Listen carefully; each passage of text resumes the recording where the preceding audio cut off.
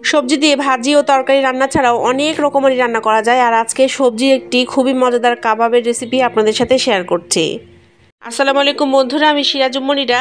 সবসময় তো ফুলকপির ভাজি খেয়েছেন বা ফুলকপির বড়া খেয়েছেন, কিন্তু আজকে ফুলকপির কাবাব কিভাবে বানিয়ে আমি সেই ইজি রেসিপিটা আপনাদের সাথে শেয়ার করছি। ফুলকপি এবং তার সাথে আমার ঘরে যা যা সবজি ছিল সবই নিয়ে নিয়েছি। আপনারাও আপনাদের ঘরে থাকা সব সবজি এই কাবাবে ব্যবহার করতে পারবেন। সব সবজিগুলো ধুয়ে কেটে পরিষ্কার করে নিয়ে এখন আমি সেদ্ধ করতে দিয়ে দিব। সাথে দেখতেই পেয়েছেন কাঁচামরিচও দিয়ে দিয়েছি। আমি সব কিছুই ভালোভাবে সেদ্ধ করে নিচ্ছি। আপনারা চাইলে কিন্তু কাঁচামরিচটা কুচি করে পরেও অ্যাড করতে পারেন, আমি একসাথে অ্যাড করেছি। আসলে এক একটার টেস্ট এক এক রকম লাগে। সব সবজিগুলো সেদ্ধ হয়ে গেলে আমি ভালোভাবে ম্যাশ করে নিব এবং তারপরে এর সাথে একে একে প্রয়োজনীয় উপকরণগুলো অ্যাড করে দিব। একদম ঘরে থাকা যে সহজ উপকরণগুলো সেগুলো দিয়েই আমি আজকের রেসিপিটি তৈরি করছি। কাবাব খেতে কিন্তু কম বেশি সবাই পছন্দ করে এবং অনেক বাচ্চারা আছে যারা সবজি খেতে চায় না, তাদের জন্য এই সবজির কাবাবটি হচ্ছে বেস্ট একটা অপশন। সবজিগুলো ম্যাশ করা হয়ে গেলে তাতে অ্যাড করে দিব লবণ, ম্যাজিক মশলা, তার সাথে পেঁয়াজ কুচি এবং ধনিয়া পাতা।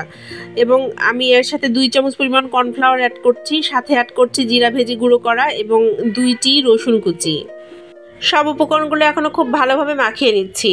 আর এখন অ্যাড করে দিলাম 4 টেবিল চামচ পরিমাণ চালের গুঁড়ো। তারপরে সব উপকরণ মাখানো হলে আমি হাতের সাহায্যে এখন একটা করে কাবাবের শেপ দিয়ে নিচ্ছি।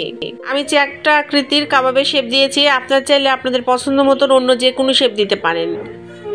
সব কাবাবগুলো আমি প্রথমে বানিয়ে নিব এবং তারপরে আমি এগুলো ফ্রাই করব। এভাবে কাবাব বানিয়ে আপনারা চাইলে জিপার বক্সেও রেখে দিতে পারেন। প্যানে তেল দিয়ে এখন আমি একে একে সব কাবাবগুলো ছেড়ে দিচ্ছি ভাজার জন্য। মৃদু আঁচে কিছুক্ষণ ভেজে নিব। এক পিঠ যখন ভাজা হয়ে যাবে তখনই উল্টে দিব আরেক পিঠ ভাজার জন্য। কাবাবগুলো ভাজতে ভাজতে এখন একটা হ্যান্ডমেড সস তৈরি করে নিচ্ছি। আজকে ঘরের সস নাই, তো ভাবলাম আজকে হ্যান্ডমেড সসটাই তৈরি করি। সস তৈরির জন্য আমি একটা রসুন কুচি করে নিয়েছি আর এখন তাতে অ্যাড করে দিব লেবু। একটা গোটা লেবুর রস আমি এখানে অ্যাড করেছি। তার সাথে অ্যাড করে দিব 1/2 চামচ পরিমাণ বিট লবণ এবং তার সাথে আরও অ্যাড করে দিব চিলি ফ্লেক্স। সবগুলো উপকরণ মিক্স করে নিলেই আমার এই ইনস্ট্যান্ট সসটা একদম রেডি হয়ে যাবে। প্লেটটা একটু শসা দিয়ে গার্নিশ করে নিচ্ছি আর তারপরেও ভেজে রাখা কাবাবগুলো আমি এই প্লেটেই সার্ভ করব।